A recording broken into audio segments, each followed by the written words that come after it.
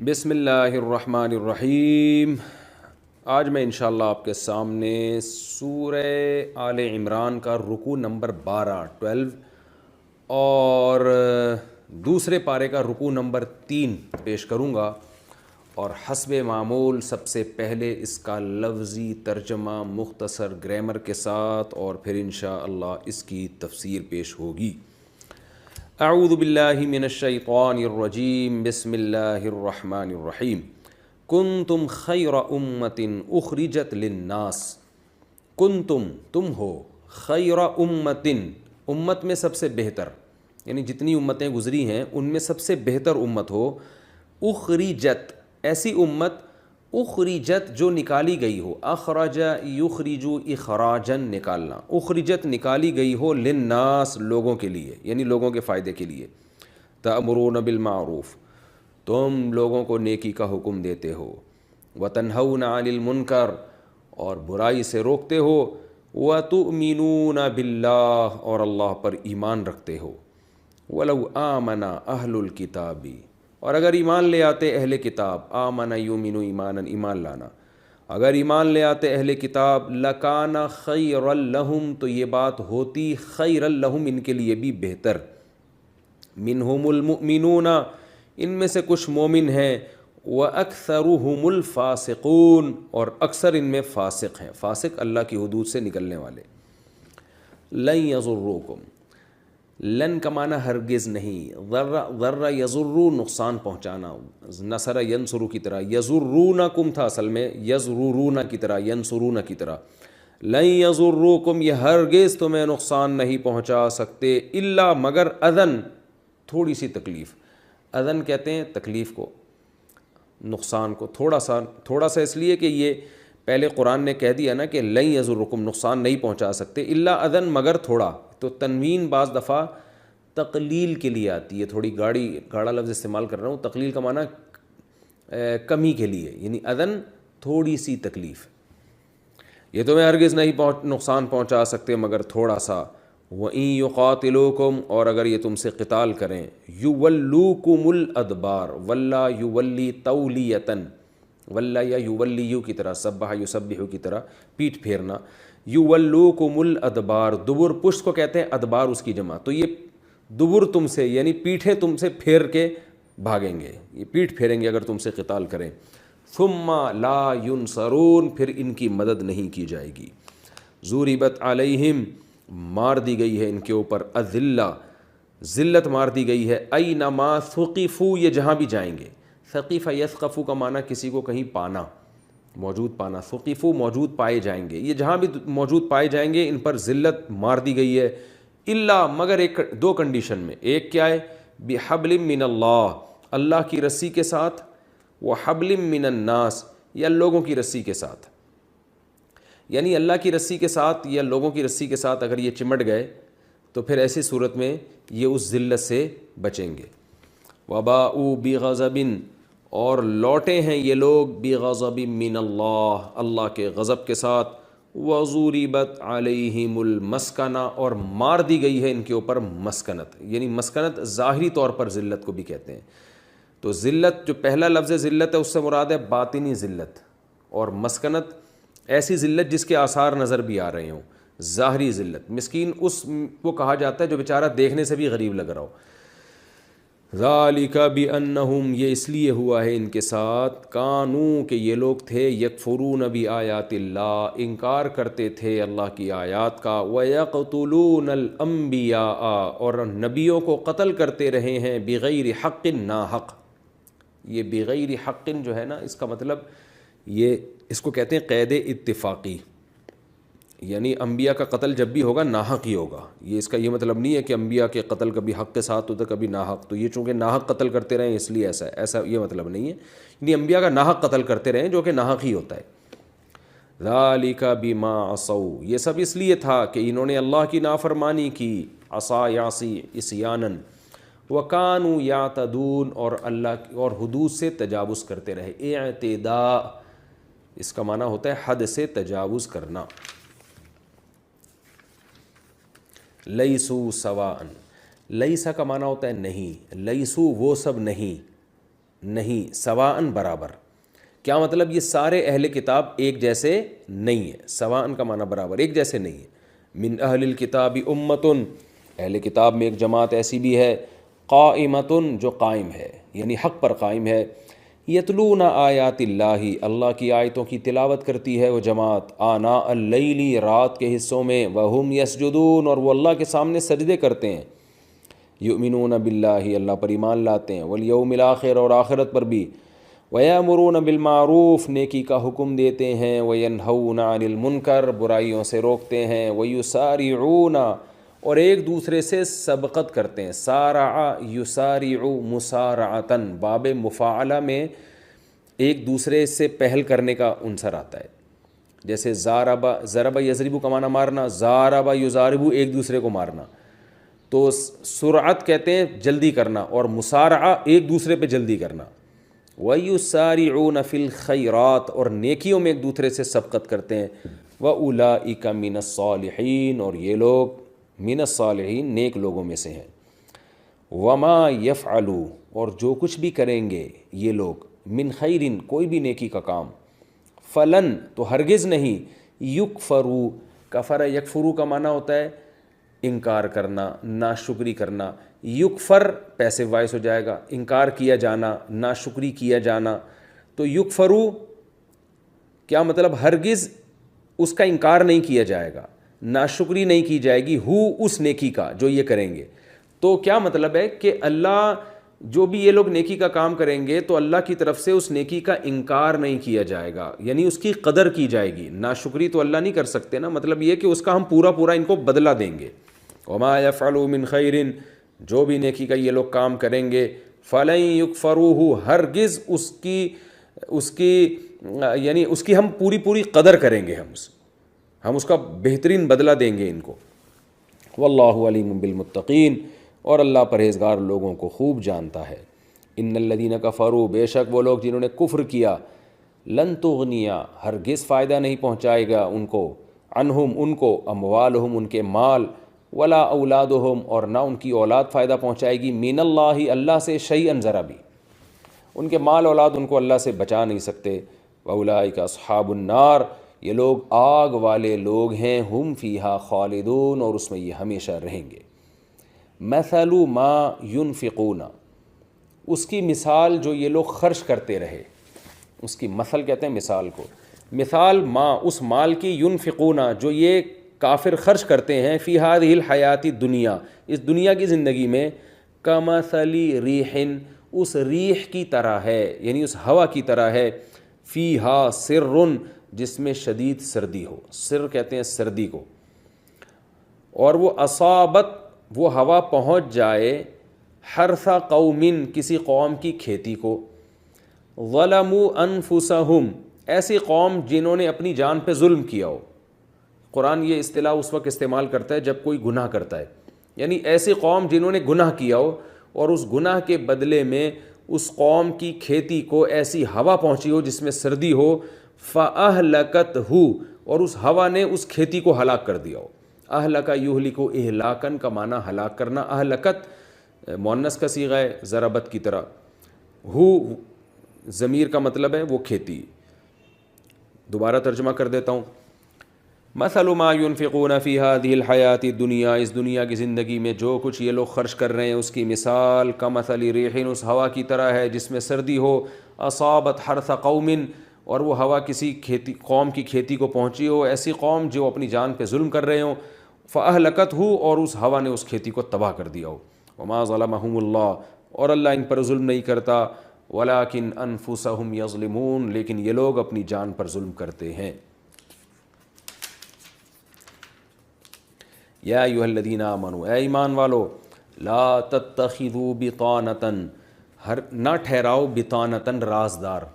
بطن کہتے ہیں نا پیٹ کو, تو بتانا اسی سے آپ کو یاد رہے گا, اندر کی چیز.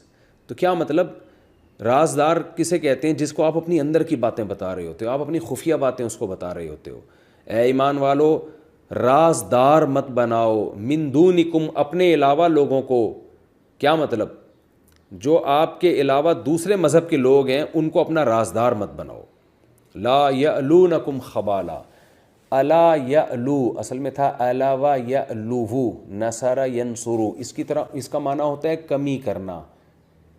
تو لا یعلونکم، اے ایمان والو یہ تم میں کمی نہیں کرتے، خبالن نقصان کے لحاظ سے. خبال کہتے ہیں نقصان کو، یعنی اے ایمان والو کسی دوسرے مذہب کے آدمی کو اپنا رازدار مت بناؤ. خاص طور پر حکمرانوں سے خطاب ہے کہ ان کو ایسے عہدے دے دینا جن کے آپ کے کنٹری کے پورے راز ان کے پاس چلے جائیں اور خفیہ باتیں ان کو شیئر کر لیں آپ. تو اے ایمان والو ایسا مت کرو.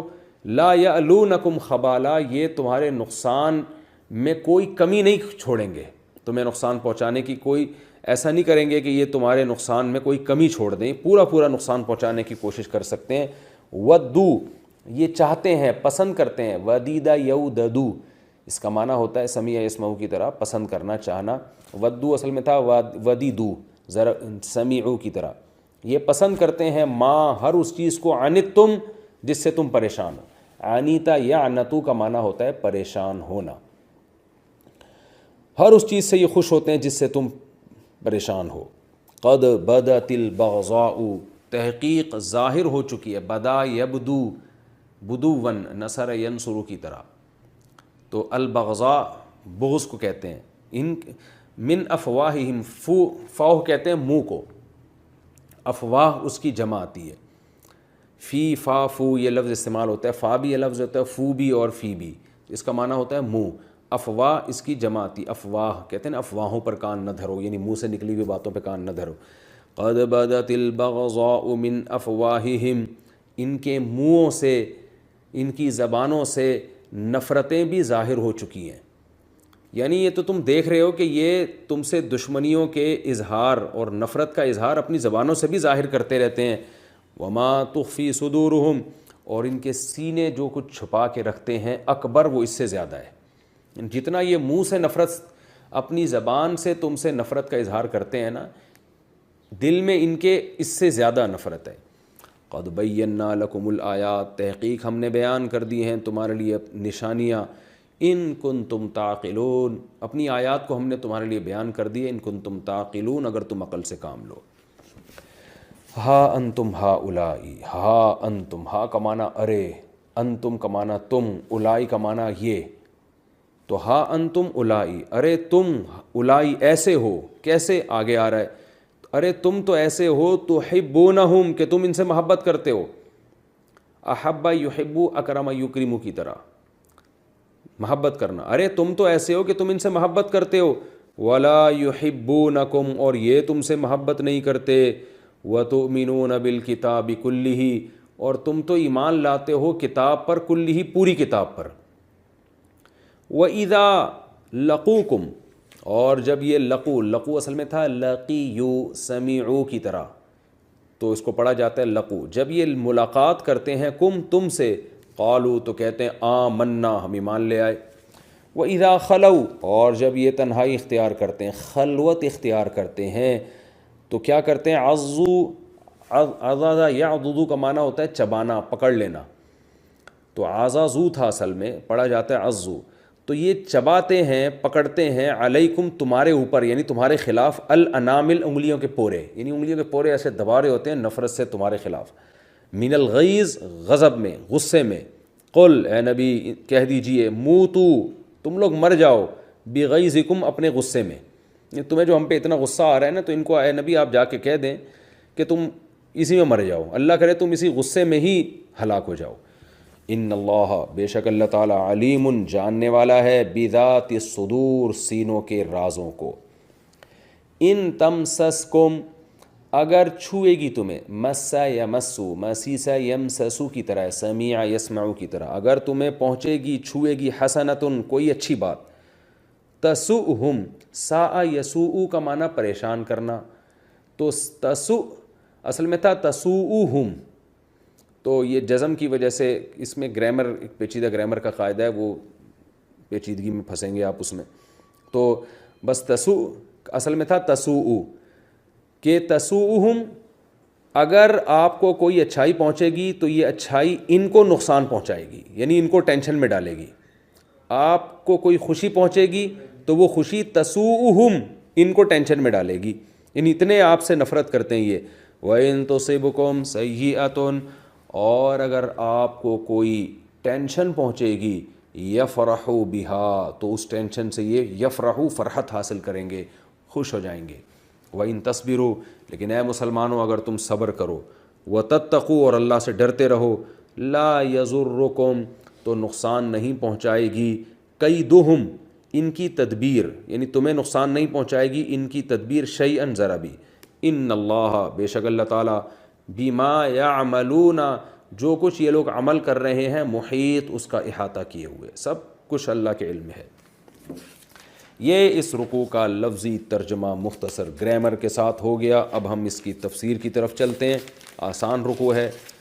اس کے بعد والا جو رکوع ہے اس میں غزوہ احد شروع ہو رہی ہے، تو اس رکوع میں آسان ہے. پچھلے یہ جو آیت شروع ہو رہی ہے کنتم خیر امۃ اخرجت للناس، آپ کو پتہ ہے پچھلے رکوع میں اللہ نے حکم دیا تھا کہ ایک جماعت ایسی ہونی چاہیے جو لوگوں کو نیکی کی دعوت دے، تو گناہوں سے روکنے کی اور نیکی پر عمل کرانے کی ترغیب تھی.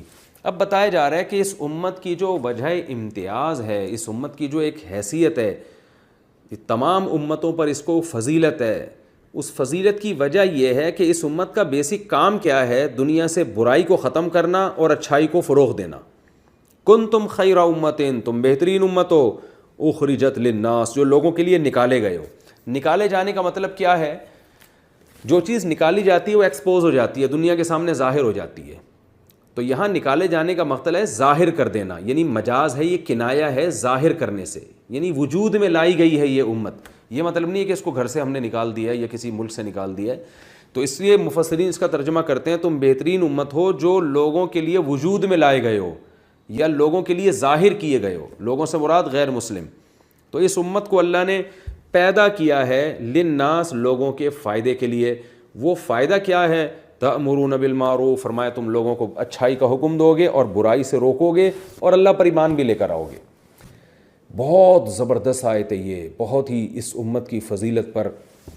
دیکھیے مختلف دنیا میں مذاہب ہیں، مختلف قومیں ہیں، ہر قوم اپنا ایک کام کر رہی ہے. گورے سائنس اور ٹیکنالوجی میں ترقی پہ ترقی کیے جا رہے ہیں، مختلف ملکوں میں مختلف کام ہو رہے ہیں، لیکن برائی سے روکنا اور اچھائی کو فروغ دینے کا کام اب بھی اس امت کے علاوہ کوئی نہیں کر رہا، کیونکہ دوسری امتوں کے پاس برائی کی ڈیفینیشن ہی نہیں ہے کہ برائی کسے کہتے ہیں اور اچھائی کسے کہتے ہیں.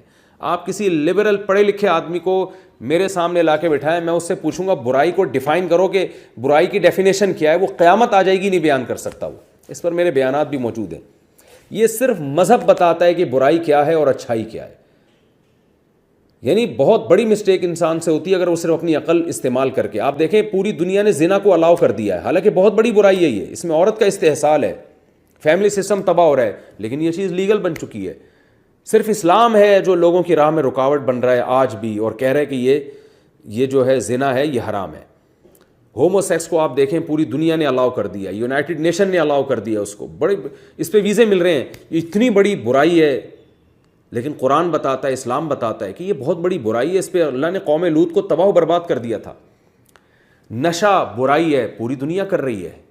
صرف اسلام بتاتا ہے کہ شراب حرام ہے، ایک قطرہ بھی شراب کا حرام ہے.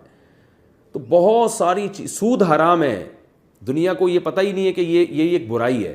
تو اللہ کہتے ہیں اچھائی اور برائی کو ڈیفائن بھی یہ امت کرے گی اور روکے گی بھی یہ امت اس سے. اور اگر کسی کے اندر کوئی اچھائی ہے بھی، کچھ اچھے کام تو غیر مسلم بھی کر رہے ہیں، تو اللہ نے بتا دیا وَتُؤْمِنُونَ بِاللَّهِ تَأْمُرُونَ بِالْمَعْرُوفِ وَتَنْهَوْنَ عَنِ الْمُنْكَرِ وَتُؤْمِنُونَ بِاللَّهِ. فرمایا تمہارے اندر ایک کوالٹی یہ بھی ہے کہ تم صرف اچھائی کو فروغ دینا اور برائی سے روکنا اتنا نہیں، بلکہ تم اللہ پر ایمان بھی لاتے ہو. دوسری قومیں اگر کوئی اچھا کام کر بھی رہی ہیں یا اچھائی کو فروغ دے بھی رہی ہیں، جیسے بہت سے غیر مسلم کچھ اچھائیوں کو پروموٹ بھی کر رہے ہوتے ہیں، ٹرسٹ ہے ان کے، غریبوں کی مدد کرنے کی ترغیب میں دے رہے ہیں اور اچھائی کو فروغ دینے کی کوشش کر رہے ہیں. ساری اچھائیاں نہیں، چند ایک مخصوص قسم کی اچھائیاں جن کو وہ اچھائی کہتے ہیں، ورنہ بڑی بڑی برائیاں تو وہ آج بھی کر رہے ہیں. شرک وہ کرتے ہیں، الحاد ان کے ہاں ہے، خدا کے منکرین ان کے ہاں پیدا ہوتے ہیں، اور ماں باپ کو اولڈ ہوم میں پھینکنے والے ان کے ہاں پیدا ہوتے ہیں، رشتہ داری توڑنے والے ان کے ہاں پیدا ہوتے ہیں، نسل روکنے والے ان کے ہاں پیدا ہوتے ہیں. اب آپ بتاؤ یہ کتنی بڑی ایک برائی ہے کہ آپ دیکھ بھی رہے ہیں کہ بچہ پیدا ہوتا ہے اور ماں کی چھاتیوں میں دودھ پیدا ہو جاتا ہے اور خدا اس کا رزق کا ذمہ دار ہے, خدا بتا رہا ہے, اس کے باوجود آپ نسل روکیں یہ سوچ کے کہ اس کو ہم کھلائیں گے کہاں سے, یہ بھی بہت بڑی برائی ہے. تو یہ اتنی بڑی بڑی برائیوں پر اسلام جو ہے روکتا ہے اور رکاوٹ ڈالتا ہے. لیکن پھر بھی کچھ اچھائیاں ایسی ہیں جن کو اسلام بھی مانتا ہے کہ وہ اچھائی ہیں, اور غیر مسلم بھی مانتے ہیں اور اس کو فروغ دینے کی کوشش بھی کرتے ہیں. تو قرآن نے اگلے جملے میں اس کا بھی خلا کما کر دیا, فرمایا تأمرون بالمعروف وتنہون عن المنکر, تم اچھائی کو فروغ بھی دیتے ہو, برائی سے روکتے بھی ہو, وتؤمنون باللہ, لیکن ایک کوالٹی تمہارے اندر یہ کہ تم ساتھ ساتھ اللہ پر ایمان بھی رکھتے ہو. غیر مسلم اللہ پر ایمان نہیں رکھتا, لہذا اس کی نیکی اللہ کی نظر میں نیکی نہیں ہے. تو یہ اس امت کی بہت بڑی کوالٹی ہے. ہاں آپ یہ کہہ سکتے ہیں کہ اس معیار پر صحابہ اور ہمارے اسلاف 100% اترتے تھے اور ہم آج اس معیار پر پورے نہیں اتر رہے. اللہ نے اس امت کو پیدا کیا تھا دنیا میں نیکی کو فروغ دینے کے لیے, برائی کو ختم کرنے کے لیے. یہ کام صحابہ, تابعین اور ہمارے اسلاف نے بہت اچھی طرح سے دنیا میں کیا, اور آج آپ کو دنیا میں اگر خیر نظر آتی ہے تو اس میں بہت بڑا کردار ہمارے اسلاف کا ہے. آج اگر یورپ میں عورت کے حقوق ملیں تو اس کے پیچھے اسلام کی محنتیں, اویئر اسلام نے کیا ان کو عورت کے حقوق کے بارے میں. آج اگر دنیا میں آپ کو صفائی نظر آتی ہے تو گورے خود اس کے معترف ہیں کہ ہم نے نہانا اسلام سے سیکھا ہے, مسلمانوں سے سیکھا ہے, صفائی کا سسٹم انہوں نے مسلمانوں سے لیا ہے. تو بیس آج اگر سائنس اور ٹیکنالوجی میں آپ کو ترقی نظر آتی ہے, میں نے یہ حوالوں سے یہ بات کسی بیان میں ذکر کی تھی انگریزوں کے حوالوں سے, کہ اگر مسلمان سائنٹسٹ نہ ہوتے, اسلام دنیا میں نہ آتا, تو آج جس ترقی پر ہم ہیں کم سے کم 500 سال کے بعد شاید ہم یہاں پر ہوتے, ورنہ ہوتے ہی نہیں, دنیا اندھیروں میں ڈوبی ہوئی تھی. تو اللہ فرماتے ہیں اس امت کا جو ایک امتیازی شان ہے وہ یہ ہے, یہ لوگوں کو نیکی کا حکم دیتی ہے. اور حکم کے لفظ میں اللہ نے بتا دیا کہ صرف زبانی تبلیغ نہیں ہے اس کے ذمے, بلکہ اس کے ذمے جہاد بھی ہے. جیسے صحابہ کرام نے جہاد کے ذریعے دنیا میں اسلام کو غالب کیا, اور جہاد کے ذریعے صحابہ کرام نے دنیا میں برائی کو جڑ سے خاتمہ کیا اور اچھائی کو نافذ کیا زبردستی. اسلامی حکومت قائم ہونی چاہیے تاکہ برائی آپشنل, یعنی ایک آپشن نہ رہے کہ آپ چاہیں تو شراب پی لیں چاہیں تو نہیں پئیں. نہ نہ نہ اس کی اجازت نہیں ہے. جیسے غیر مسلم ملک میں کسی کو کسی پہ ظلم کرنے کی اجازت نہیں, اگر کوئی ظلم کرے گا تو زبردستی روکا جائے گا, اس کو صرف اخلاقی تربیت نہیں کی جاتی اس کی. تو اسلام میں بھی ایسے ہی کوئی شخص اسلام قبول کر لیتا ہے تو پھر اس کو برائی کرنے کی اجازت نہیں ہے, اس کو زبردستی روکا جائے گا اس جرم سے. کھلے عام گناہ کرنے کی اجازت تو غیر مسلم کو بھی نہیں ہے. گناہ سے مراد ایسا گناہ جس سے لوگ خراب ہو رہے ہوں, اور لیکن مسلمان کو تو بہرحال کسی صورت میں اجازت نہیں ہے. تو اللہ فرماتے ہیں کہ تم لوگوں کو نیکی کا حکم دیتے ہو جیسے کہ صحابہ کرام نے اس آیت پر عمل کیا اور دنیا میں انہوں نے اسلامی حکومتیں قائم کی اور دنیا میں نیکی کا حکم انہوں نے دیا. یہی وجہ ہے کہ جب تک مسلمانوں کی خلافتیں تھیں شراب پینے والے کو کوڑے لگتے تھے, زنا کرنے والے کو کوڑے لگتے تھے, شادی شدہ مرد یا عورت اگر زنا کرتا اس کو رجم کیا جاتا, پتھروں سے مار کے ہلاک کیا جاتا. ہومو سیکس کا تو تصور نہیں تھا, اور ماں باپ کو گھر سے نکال کے اولڈ ہوم میں جمع کرانا یہ تو تصور نہیں تھا, اس پہ یہ ناممکن تھی یہ سوچ. تو آج جب اسلام کا دنیا میں غلبہ ختم ہوا تو آپ دیکھیں کیسی برائیاں جنم لے رہی ہیں. دنیا میں خودکشی کا ریشو کتنا بڑھ گیا ہے. دنیا میں ہم ایک ترقی تو دیکھ رہے ہیں کہ کافر نے اتنی ترقی کر لی, لیکن اس ترقی کے نتیجے میں انسانیت کا جو خاتمہ, کتوں سے محبت کی جا رہی ہے اور انسانوں سے نفرت کی جا رہی ہے. ہمارے ایک دوست نے بتایا کہ ایسے بھی کنٹری ہیں جس میں کتے کے ساتھ جوائنٹ اکاؤنٹ کھل جاتا ہے آپ کا.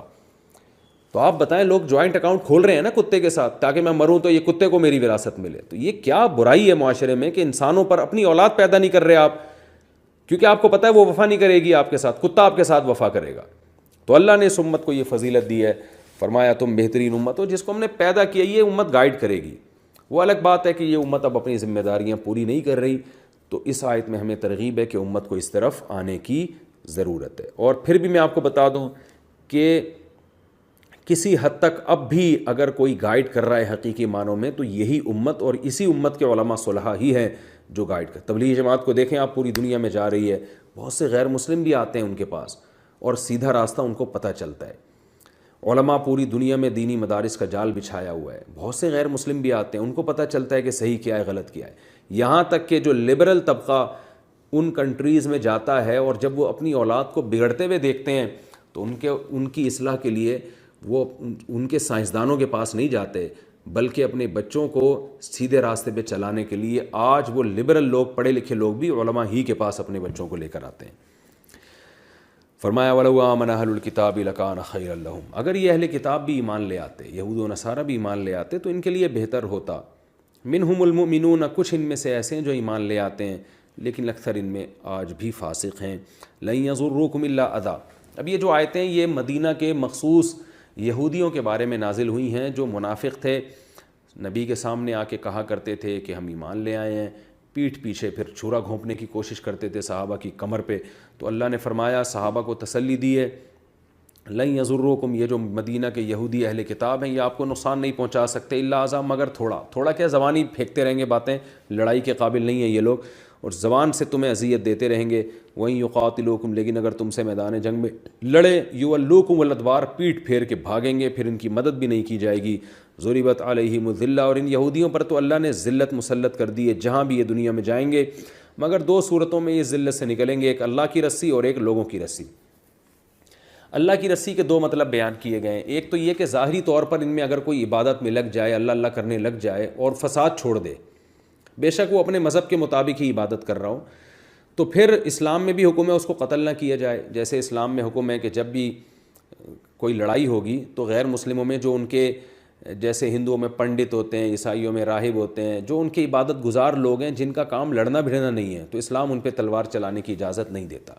تو یہودیوں میں بھی ایسے لوگ ہیں جو اللہ اللہ کر رہے ہوتے ہیں، اپنی عبادت میں لگے رہتے ہیں اور وہ فسادی قسم کے نہیں ہیں، تو اللہ فرماتے ہیں اس دنیا کی ذلت سے وہ بچ جائیں گے، ہاں آخرت کی ذلت تو بہرحال ہوگی، کیونکہ عبادت ایمان کے بغیر مقبول نہیں ہے۔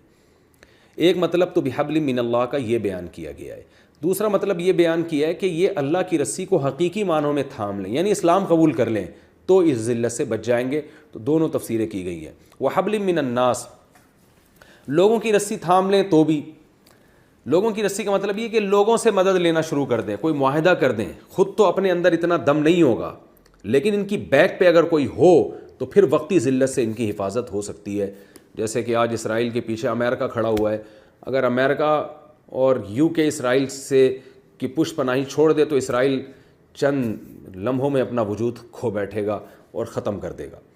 تو اپنے اندر دم اب ان کے رہا نہیں ہے، حالانکہ ان کی تو بڑی بڑی ریاستیں قائم ہوئی ہیں، یہودیوں نے تو پوری دنیا پہ حکومت کی ہے، سلیمان اور داؤد علیہ السلام کے دور میں۔ اللہ فرماتے ہم نے ان کو علم میں اور طاقت اور قوت میں ہر چیز میں فضیلت دی تھی، لیکن اب ان پر ان کی بدعمالیوں کی وجہ سے ایسی ذلت مسلط ہوئی ہے کہ اب ان کو اپنے وجود کو برقرار رکھنے کے لیے یا تو اللہ کا سہارا لینا پڑے گا، یعنی عبادت کے ذریعے، یا ان کو سہارا لینا پڑے گا مخلوق کا، تو خود ان کے اندر اب وہ دم خم ختم ہو چکا ہے۔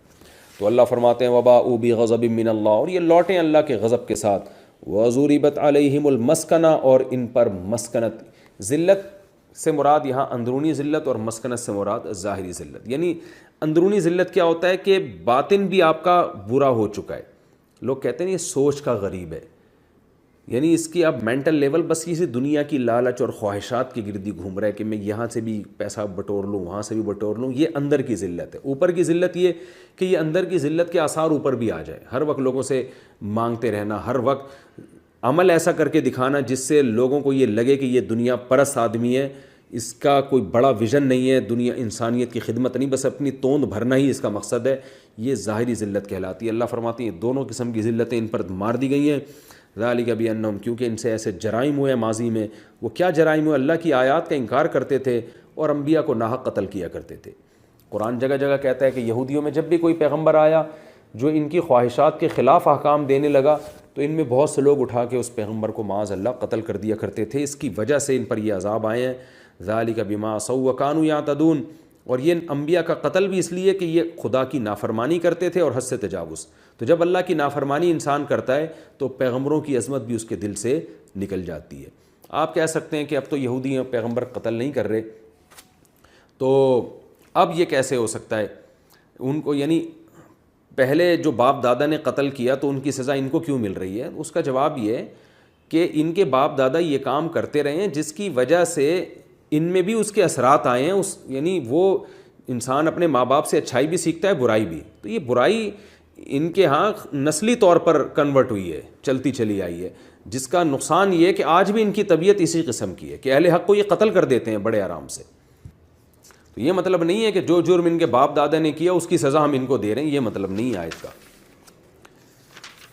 لیسو سواء, اللہ فرماتے ہاں سارے یہودی ایک جیسے نہیں ہیں, سارے ایک جیسے نہیں ہیں. من اہل الکتاب, اہل کتاب میں امتن کچھ ایسے بھی ہیں, قائمتن جو حق پر قائم ہے, یعنی وہ ایمان لے آتے ہیں تحقیق کرنے کے بعد. پھر کیا کنڈیشن ہوتی ہے ان کی؟ یتلون آیات اللہ, اللہ کی آیات تلاوت کرتے ہیں, آنا اللیل, رات میں بھی, وہم یسجدون, اور سجدہ بھی کرتے ہیں وہ. یؤمنون باللہ, اللہ پر ایمان لے آتے ہیں, والیوم الآخر, آخرت پر بھی, ویأمرون بالمعروف, اور پھر اتنے آگے نکلتے ہیں کہ معاشرے میں نیکی کو فروغ دینے کے لیے امر بالمعروف کرتے ہیں, برائیوں سے روکتے ہیں.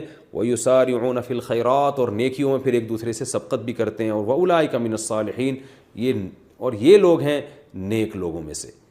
تو سارے ایک جیسے نہیں, آج بھی ہیں بہت سے یہودی بھی ایسے ہیں جو تحقیق کرتے ہیں اور حق کو حق مانتے ہیں. عیسائیوں میں بھی ایسے آپ کو بہت سے ملیں گے.